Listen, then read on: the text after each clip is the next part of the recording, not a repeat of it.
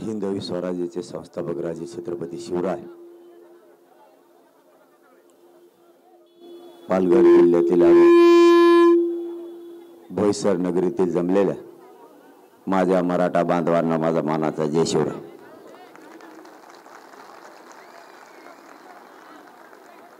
मराठा आरक्षणाचा लढा खूप दशकांपासून काय रेकडे कोपऱ्यात काय आहे तुमचं?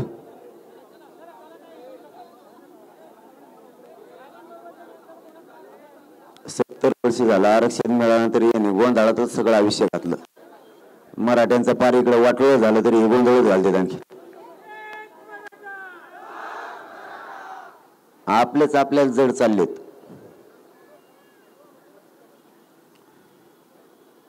मराठा आरक्षणाचा लढा हा खूप वर्षापासून सुरू आहे। मराठा समाजाचं आरक्षण मराठा समाजाला दिलं जात नव्हतं। महाराष्ट्रातल्या कानाकोपऱ्यातून मराठा समाज एक झाला आणि महाराष्ट्रातल्या मराठा समाजाला आरक्षण देण्यासाठीच्या नोंदी मिळायला लागल्या। मराठा समाजाला आरक्षण देण्यासाठी कायदा पारित करावा लागेल आणि कायदा पारित करण्यासाठी आधाराची आवश्यकता आहे। मराठा समाजाचा आरक्षणाचा विषय कायमचा जर मार्गी काढायचा असला तर मराठा समाजाला पुराव्याची आवश्यकता आहे। ओबीसी प्रवर्गात जर मराठा समाजाला जायचं असलं किंवा कोणत्याही जातीला समूहाला जर ओबीसी प्रवर्गात यायचं असलं तर ती जात मागास सिद्ध असायला लागते, तरच ओबीसी आरक्षणात जाता येतं, नाही तर जाता येत नाही। मराठा समाजानं ओबीसी आरक्षणात जाण्याचे सगळे निकष पार केले। मराठा समाज गायकवाड कमिशननं 12-13% मागास सिद्ध केला, तरीही मराठ्यांना आरक्षण देण्यात आलं नाही। व्यवसायाच्या आधारावर जाती निर्माण केल्या आणि 1967 ला आरक्षण दिलं गेलं। त्याही निकषात मराठा समाज बसत असतानाही मराठ्यांना आरक्षण दिलं नाही। मराठा समाजावरती वेळोवेळी अन्याय झाला। मराठा समाजानं अन्याय किती दिवस सहन करायचा आणि पोरं सुशिक्षित बेकार किती दिवस बघायचे हे मराठा समाजाच्या लक्षात आल्यानं मराठा समाजानं ताकदीनं लढा उभा करायचं ठरवलं। मराठा समाजाचा लढा सुरू झाला। सगळ्यांसमोर ध्येय एकच होता, आता मराठा आरक्षण मिळवायचं आणि ते पण ओबीसी आरक्षणातूनच।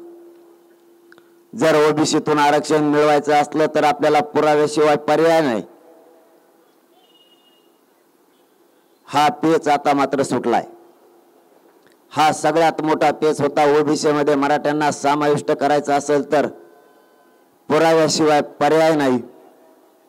आजच्या माहितीनुसार, मीडियाच्या बांधवाच्या माहितीनुसार मराठा समाजाच्या नोंदी 32 लाख या राज्यात सापडल्यात। यापेक्षा आणखी सरकारला पुरावा पाहिजे काय? आता मराठ्यांचं आरक्षण आता यशस्वी झालं। 85% मराठ्यांनी ही लढाई जिंकली। म्हणूनच मराठ्यांना वेळोवेळी सांगतो, शांततेच्या लढाईत आणि शांततेच्या आंदोलनात प्रचंड ताकद आहे। ही चळवळ रोखणं एवढं सोपं नाही। मराठ्यांनी हाच उद्देश मनात घेतला आणि शांततेची लढाई सुरू केली। कायद्याचे सगळे निकष पाळून शांततेचं आमरण उपोषणाचे सगळे नियम लक्षात घेऊन आमरण उपोषण सुरू झालं। राज्यात या आंदोलनाचा इतका उठाव झाला की महाराष्ट्रातल्या कानाकोपऱ्यातले मराठे एकजूट झाले आणि आज त्याचा परिणाम मराठा समाजाच्या लेकराला 70 वर्षापासून जे आरक्षण मिळत नव्हतं त्या आरक्षणाच्या नोंदी सापडल्या आणि मराठा समाजाचं आरक्षण मिळवण्यासाठी आणि ओबीसी समावेश होण्यासाठी मराठा समाजाचा मार्ग मोकळा झाला। इथं हित प्रत्येकाच्या मुलाचं आहे। इथं महाराष्ट्रातल्या घराघरातल्या पोराचं हित या मराठा आरक्षणात। मराठा आरक्षणाची लढाई जिंकणं मराठ्यांसाठी अत्यंत महत्त्वाचं बनलं होतं। आपण जर हा प्रश्न निकाली काढला नाही तर मराठ्यांच्या पोरांचं भविष्य उद्ध्वस्त झाल्याशिवाय राहणार नाही हे ज्यावेळेस मराठ्यांनी मनावर घेतलं आणि गाव खेड्यातला करोडोना मराठा एकत्र आला। सरकारनेही या आंदोलनावर बारकाईने लक्ष ठेवलं आणि सरकारने ठरवलं आता मराठ्यांना आरक्षण दिल्याशिवाय पर्याय नाही। कारण त्याचं कारणही तसंच होतं। मराठा समाज ओबीसीत असतानाही मराठ्यांना आरक्षण दिलं नाही हे याचं मूळ कारण असल्यानं मराठ्यांना कुणकुण लागली की आपल्या नोंदी आहेत परंतु जाणून बुजून त्या बाहेर काढल्या जात नाहीत आणि मराठ्यांना षडयंत्र रचून आरक्षण दिलं जात नाही हे मराठ्यांच्या लक्षात आलं। जर 70 वर्षापासून मराठ्यांना आरक्षण होतं तर मग आरक्षण का दिलं नाही। 1805 पासून 1967 पर्यंत आणि 1967 पासून 2023 पर्यंतच्या नोंदी सापडायला सरकारने सुरुवात केली। समिती ही दर दिवस याच विषयावर काम करते। समितीला पुरावे मिळाले आणि मराठा समाजात उत्साह निर्माण झाला। कारण मराठा समाजाच्या पोरानं ऍडमिशन घ्यायचे सुद्धा आता बंद केले होते। कारण किती वेळेस आपण परीक्षा द्यायच्या आणि किती वेळेस आपला नंबर हुकणार। कारण 1% जर हुकलं तर पोराचं 1 वर्षही वाया जात होतं आणि काही काही पोरांचे आयुष्य बर्बाद होत होते। मग 70 वर्षापासून आरक्षण होतं तर याच्यावरती दबाव होता कुणाचा? सरकारने हे आरक्षण का रोखून धरलं? हक्काचं असणारं आरक्षण मराठ्यांना का दिलं नाही हे प्रश्न मराठ्यांना रात्रंदिवस सतावत होते। शेवटी मराठ्यांनी मुलांना शिकवायचं तरी किती दिवस? मराठ्यांचे पोरं 95% जरी पडले असले तरीही त्याला घरी यावं लागलं आणि नीट मध्ये 400-500 पर्यंत जरी गेला तरीही घरी यावं लागत होतं। याचं मूळ कारण होतं मराठा आरक्षण। मराठा समाजाने शोध मोहीम सुरू केली। नेमकं मराठ्यांचं आरक्षण कुठे आणि कुणी थांबवलं आणि मराठ्यांच्या हाताला यश आलं। हा दशकापासूनचा लढा यशस्वी होत होता आणि मराठ्यांच्या आंदोलनाच्या समितीच्या माध्यमातून मराठा हा ओबीसी आरक्षणात असलेल्यांचे पुरावे सापडले। सरकारने सापडलेल्या पुराव्याचा प्रथम अहवाल स्वीकारला समितीकडून। सरकार आता दुसराही अहवाल थोड्या दिवसात स्वीकारणार आहे। महाराष्ट्रातल्या मराठा समाजाला आरक्षण देण्यासाठी ज्या नोंदी मिळाल्यात त्या नोंदीचा अहवाल तयार होऊन मराठा समाजाला महाराष्ट्रातल्या सरसकट आरक्षण देण्यासाठी 24 डिसेंबरला मराठा आणि कुणबी एक असलेला कायदा पारित होऊन महाराष्ट्रातल्या सगळ्या मराठ्यांना आरक्षण मिळणार।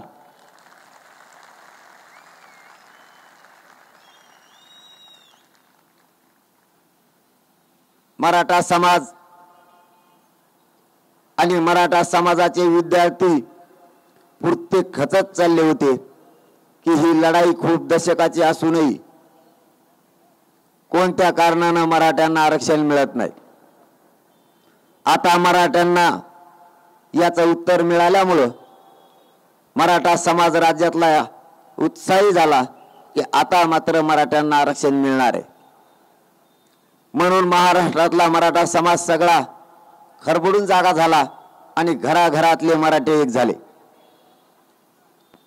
जिथं कुठं आपला कार्यक्रम आहे त्या कार्यक्रमाच्या ठिकाणी नोकरदार वर्ग असो, व्यावसायिक असो, शेतमजूर असो किंवा शेतकरी असो किंवा सामान्य मराठा असो, महाराष्ट्रातले अखंड मराठे कार्यक्रमाच्या ठिकाणी जमायला लागले. मग रात्र असो किंवा दिवस असो, दिवसभर ऊन असो किंवा रात्रीची थंडी असो, मराठे घराकडे जायला तयार नाहीत. कारण स्वतःच्या मुलाची वेदना घेऊन आलेले मराठे कार्यक्रम सोडून जात नाहीत. कारण कार्यक्रमाला आणि एकजूट दाखवायला मराठे आता कशालाच ना उन्हाला ना थंडीला जुमाला तयार नाहीत. आपल्याकडे थोडी संख्या कमी आहे. तुम्ही जरा गावोगावी जायला कमी पडले का लोकच एवढे तिकडं? अरे कोणी हा नाही काही म्हणते का नाही? तुमच्याकडे लोकच एवढे आहेत का तुम्ही जायला कमी पडले? कमी आहेत का? बरं बरं, मग एवढेच लय झाले. आम्ही आहेत ना सगळे तिकडं. आम्ही कशाला आहेत?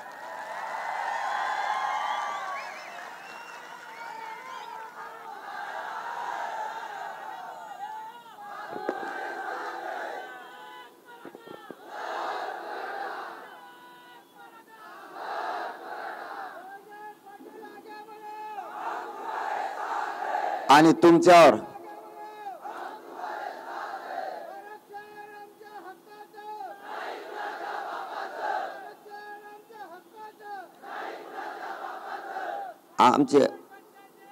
आमचे गावाची गावं आणि जिल्हे तुमच्याकडे जरी कमी असले तर आम्ही बी तुमचेच भाऊ आहेत ना. आम्ही काय कामाचे मग?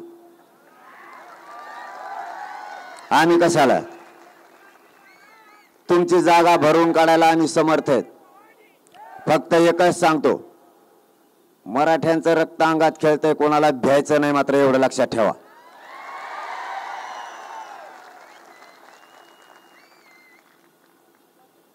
आम्ही तुमच्या सोबत आहेत आणि मराठ्यांना आरक्षण मिळवून दिल्याशिवाय आम्ही थांबत नाहीत.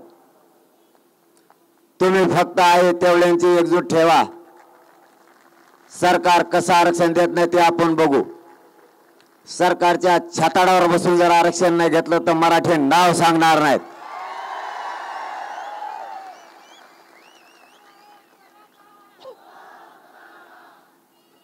आमचं आरक्षण असताना हे आम्हाला दिलं नाही म्हणून मराठ्यांनी हात ताकदीने उठाव केलाय. आणखीन जास्तीची जनजागृती तुम्ही करा. हा लढा आपल्याला जिंकायचा आहे. हा पहिला आणि शेवटचा लढा आरक्षणासाठीचा. या ताकदीने हा लढा लढायचा आहे. आरक्षण मिळतं याच्यात आता शंका नाही आणि कोणी घेऊ पण नका. कोणी कितीही विरोध केला तरीही मराठ्यांना आरक्षण मिळणार म्हणजे मिळणार. कितीही विरोध करू द्या. आणि मराठ्यांच्या आरक्षणाला विरोध करणं आता म्हाताऱ्या माणसाचं काम राहिलेलं नाही.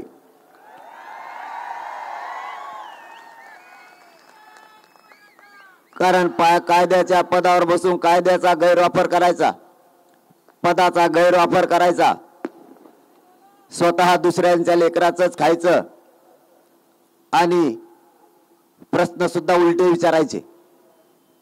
कायदा पायदळी जो तुडवतो त्या माणसाकडून दुसऱ्याला सल्ल्याची आवश्यकता आता नाही. तुम्ही जाती जाती तेढ निर्माण करायला लागले. आरक्षणापायी तुम्ही एक सख्या लहान मोठ्या भावांमध्ये झुंज लावायला लागले. हे तुम्हाला शोभत नाही. जर तुम्ही असे वक्तव्य करायला लागले, मराठे तर तुमच्यापासून लांब गेलेच, पण तुमचा ग्रामीण भागातला ओबीसी बांधव सुद्धा तुमच्यापासून लांब जायला लागला. कारण तुम्ही त्यांना अडचणी निर्माण करायला लागले असं बोलून. कारण आजही ओबीसी बांधव आणि मराठा बांधव गावागावात एकमेकांना अडीअडचणीच्या काळात मदतीला येतात. आत्ताही त्या दोघांचा एकमेकावर जीव आहे. जर मराठ्यांच्या नोंदी सापडल्या असतील तर मराठा समाजाला आरक्षण दिलंच पाहिजे असं ग्रामीण भागातल्या ओबीसी बांधवांचं आत्ताही मत आहे. मग तुमच्या राजकारणाच्या फायद्यासाठी तुम्ही आमच्या जातीय तणाव निर्माण करण्याचा प्रयत्न करू नका. कारण एकतर तुम्ही संविधानाच्या पदावर बसलात आणि भाषा जातीमध्ये तेढ निर्माण करणारी करता. परंतु मराठा समाज आणि तुम्हालाही माझं आव्हान आहे, आपण शांततेने घ्यायचंय. आपल्याला उचकवण्याचा प्रयत्न केला जाईल, उचकू नका. कारण आपल्या लेकराच्या आरक्षणाचा दिवस आता जवळ आलाय. मराठ्यांच्या आरक्षणाचा विजयाचा सुरक्षण जवळ येऊन थांबलाय. आपण कोणीही उद्रेक जाळपोळ होईल असं आंदोलन करायचं नाही. कारण आपल्याला उचकवलं जाईल. आपल्या लोकांना ताबडतोब राग येतो, त्या हिशोबाने समोरचा शब्द फेक करत असतो. आपण त्यांचा होणारा आपला अपमान पचवायचा. कारण आपल्या लेकरांचं थोड्या दिवसात कल्याण होणार आहे. त्यांच्या आता लक्षात आलंय मराठा समाजाच्या नोंदी सापडल्या म्हणजे मराठा समाज ओबीसी आरक्षणात आला. मग त्यांच्या समोर एकच पर्याय आहे, जातीत वाद निर्माण करणे. आणि नेमकं मराठ्यांनी तेच होऊ द्यायचं नाही. काहीही झालं तरी हरकत नाही, पण मराठ्यांनी जातीत तणाव निर्माण होऊ द्यायचा नाही, शांत राहायचं. मी कधीच सहन करत नाही. मी खरं ते तुम्हाला सांगतो, मराठा आरक्षणाच्या विरोधात जर कोणी बोलला तर मी त्याला सोडीतच नाही, मग तो कोणी बी असो.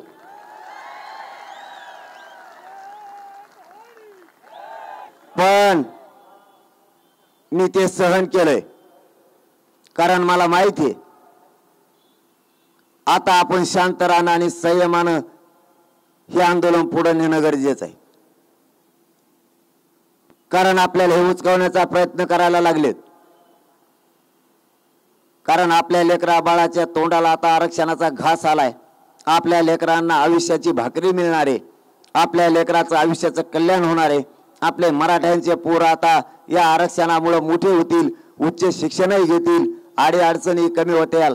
म्हणून मी हे सगळं शांततेत सहन केलंय आणि आरक्षण मिळेपर्यंत सहनच करणार, त्याच्यात काही शंका नाही. तुम्ही सुद्धा सहन करा, पण शांत राहा.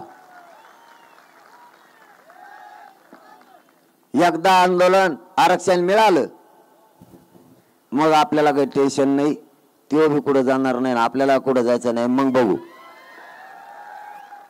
जोपर्यंत आरक्षणाचा निर्णय होत नाही तोपर्यंत मराठ्यांनी आंदोलन शांततेत करायचे. कोणीही उग्र आंदोलन जाळपोळ असे प्रकार करायचे नाही म्हणजे नाही. याचबरोबर ओबीसी बांधव ही आपला गावखेड्यातला आपलाच भाऊ आहे. दोघांनी एकमेकाच्या अंगावर यायचं नाही. मराठ्यांनी शांततेत हे आंदोलन घ्यायचे. कारण परिणाम मराठ्यांचं आलेलं आरक्षणावरून त्यांना आपलं लक्ष विचलित करायचंय. आपलं ध्येय सध्या फक्त मराठा आरक्षण आहे. तिथून आपलं लक्ष हटलं पाहिजे. म्हणून ते जातीय तणाव निर्माण करण्याचा प्रयत्न गावागावात आणि जिल्ह्यात करायला लागले. त्यामुळे आपण फक्त शांततेने घ्या. कारण हे शांतीचं ब्रह्मास्त्र पेलण्याची ताकद या राज्यात आणि देशात कोणातच नाही. या शांततेच्या आंदोलनानंच मराठा आरक्षण निर्णयाच्या प्रक्रियेत आणलं, याची जाण मराठा बांधवांनी ठेवा. शांततेची जनचळवळ कोणालाच रोखता येत नाही. मराठा समाज महाराष्ट्रातला आरक्षणात येण्यासाठी सगळ्या बाजूनं मराठा समाज आता निकष पूर्ण करतोय. त्यामुळे मराठ्यांना आता आरक्षणात येण्यापासून कोणीच रोखू शकत नाही. कोणी कितीही ताकद लावली तरी ही कायद्याची चौकट मोडू कोणी शकत नाही आता. कारण कायद्याच्या चौकटीत येण्यासाठी लागणारे सगळे पुरावे, सगळे दस्तावेज सरकारकडे आता जमा व्हायलेत। प्रथम अहवाल तर सरकारकडे गेलाय, आता दुसरा एकदा अहवाल आला की मराठ्यांचा आरक्षणाचा कायदा पारित 24 डिसेंबरला झालाच म्हणून समजा, त्याच्यात तुम्ही काही शंका घेऊ नका। जर सरकारनं 24 डिसेंबर पर्यंत मराठ्यांना आरक्षण दिलं नाही तर मात्र मराठा समाजाचे त्यानंतर बैठक घेऊन पुढचं आंदोलन काय करायचं याची दिशा आपण ठरवणार आहे। तुम्ही आता उद्यापासून कामाला लागा। 1 डिसेंबर पासून या महाराष्ट्रात आपल्या जिल्ह्यात, गावात आणि तालुक्यात असं एकही गाव नाही राहिलं पाहिजे की त्या ठिकाणी साखळी उपोषण सुरू नाही झालं। गाव तिथं साखळी उपोषण बसलं पाहिजे, अशी तयारी उद्यापासून करा। कारण आपल्याला लढल्याशिवाय पर्याय नाही। आपली सुद्धा 24 डिसेंबर पर्यंत कसोटी आहे। आपल्यासाठी ही कसोटीचा काळ ह्या 24 डिसेंबर पर्यंत असणार आहे। त्यामुळे सगळ्या मराठा बांधवांनी, सगळ्या माता माऊल्यांनी, सगळ्यांनी एकजूट करा। आरक्षण हे सगळ्यांसाठी महत्त्वाचं आहे। या आरक्षणामध्ये ना माझा फायदा होणार ना तुमचा, महाराष्ट्रातल्या घराघरातल्या मराठ्यांच्या लेकराचा या आरक्षणामुळे फायदा होणार आहे। म्हणून या लढाईत कोणीच आता मागे राहू नका, कारण अशी संधी मराठ्यांना पुन्हा येणार नाही। या संधीचं सोनं मराठ्यांनी करा आणि लढताना मराठा म्हणून एकजूट करून आरक्षणासाठी सगळ्यांनी लढा। पक्षाचे मतभेद येऊ देऊ नका, तुमचे वैयक्तिक मतभेद याच्यात येऊ देऊ नका, कारण शांततेनं तुम्ही एकजूट ठेवा। मराठ्यांच्या पदरात 100% आरक्षण मिळाल्याशिवाय आता राहत नाही, कारण तशी तयारी ही लढण्याची मराठ्यांनी केली। मला आणखीन 3 कार्यक्रम आहेत नाशिक त्र्यंबकेश्वर पर्यंत, म्हणून मला जास्तीचा वेळ आता घेऊ नका। आरक्षणाच्या बाबतची सगळी माहिती जवळपास तुम्ही बघता, आपण मीडियाच्या बांधवाच्या समोरच जास्तीची मांडतो। घराघरात त्या माध्यमातून मराठा समाजासमोर ही माहिती गेली। मला आणखीन 3-4 कार्यक्रम असल्या कारणानं पाठचे दर दिवस 4 वाजायला लागलेत, दर दिवस, आणि मी ही थांबतही नाही आणि थकत पण नाही। सकाळी 8 वाजल्यापासून निघल्यापासून सलग रात्रंदिवस मराठा समाजाला जागृत करून त्यांचे आशीर्वाद घेण्यासाठी मी प्रत्येक गावागावात जातोय। मला डॉक्टरने आराम करायचा सांगितलेला असतानाही मी करत नाही, कारण मला माहिती आहे आता जर मी झोपलो तर मराठा समाजाचं वाटोळं झालं म्हणून समजा। म्हणून जीवाची कदर आता करायची नाही, पण एकदा ह्या मराठा समाजाच्या पदरात ही आरक्षणाचं पुण्याचं दान टाकायचं आणि या मराठा समाजाच्या लेकरावर आरक्षण देऊन चेहऱ्यावर मराठ्यांच्या लेकराच्या हसू आणि आनंद बघायचा, एवढं स्वप्न घेऊन रात्रंदिवस तुमच्या दर्शनासाठी येतोय।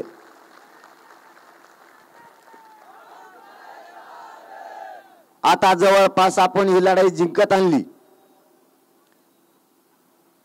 त्यामुळे तुम्ही असेच एकजुटीने राहा। मला गाडीत बसल्यावर कोणीतरी सांगितलं इथून नाशिकला जायला आणखीन 2.5 घंटे लागतील। 2.5 घंटे जर ते धरले तर मधला 1-1 घंटा असे 6 कार्यक्रम आणि सभा 2 म्हणजे 100% मला 3-3:30 वाजणार। त्यामुळे तुम्हाला फक्त जाताना एक शब्द देतो, मराठा आरक्षण मिळाल्याच्या नंतर आता जरी तुम्हाला कमी वेळ दिला असला तरी आरक्षण मिळाल्याच्या नंतर पालघर आणि भोईसरसाठी 1 घंटा नाही तर पूर्ण 1 दिवस आरक्षण मिळाल्याच्या नंतर आपल्या जिल्ह्याला आणि भोईसरला देईल।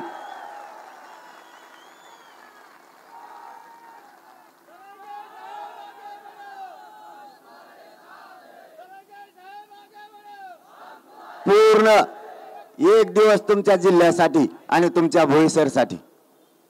जितका मोठा घ्यायचा, जितका बारीक घ्यायचा तितका घ्या। आम्ही एकदा शब्द दिला की पाळतो, कारण मी माझ्या मराठा समाजाशी प्रामाणिक आहे। मी माझा प्रामाणिकपणा समाजासमोर सिद्ध केलेला आहे, त्यामुळे मी शब्द मोडत नाही। याचबरोबर जाता जाता तुम्हाला पुन्हा एक शब्द देतो, मी या समाजाला मायबाप मानलंय. आरक्षण मिळेपर्यंत या समाजाशी मी कधीही गद्दारी करणार नाही.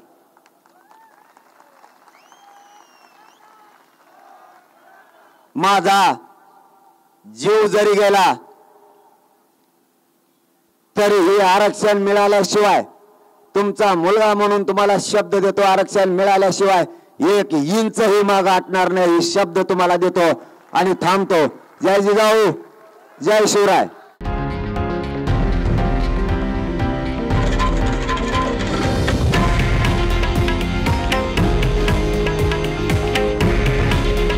हे आहे देशातील नंबर 1 न्यूज नेटवर्क आणि आपण पाहत आहात TV9 मराठी.